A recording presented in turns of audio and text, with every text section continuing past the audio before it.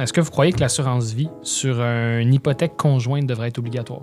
Je te dirais c'est du cas par cas. Moi, je vais répondre comme un politicien. Là, Mais la question, est-ce que d'après toi, oui ou non, ça pas devrait être obligatoire? Je pense pas que ça devrait être obligatoire parce qu'il y a d'autres types de produits, mais oui, c'est important d'être bien protégé. Fait que ça devrait être obligatoire d'être bien protégé. Mais je te dis pas de prendre une assurance sur ton prêt. Il y a d'autres choses peut-être à ton travail, à ton... Fait que moi, je suis pas un expert en assurance. Fait que je te conseillerais d'aller voir quelqu'un. Là. C'est une bonne réponse. Mais c'est ça. C'est vraiment... Je t'obligerais à aller voir quelqu'un.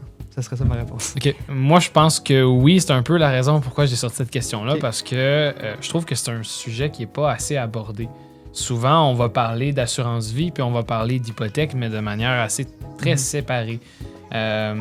Oui, certaines banques, certaines personnes vont le proposer sur le prêt, mais c'est arrivé combien de fois qu'il y a un décès prématuré, puis que là, l'autre personne se retrouve tout seul à payer l'hypothèque.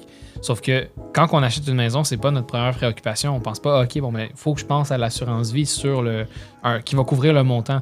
Puis je pense que ça devrait être obligatoire de cette manière-là.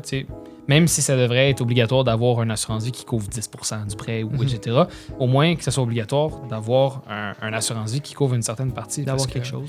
Ouais. Après ça, tu te retrouves à payer une hypothèque que tu étais capable de payer à deux, mais que là, tu te retrouves que tu es plus capable à payer tout seul. Je pense que c'est un peu plate que ça soit pas obligatoire.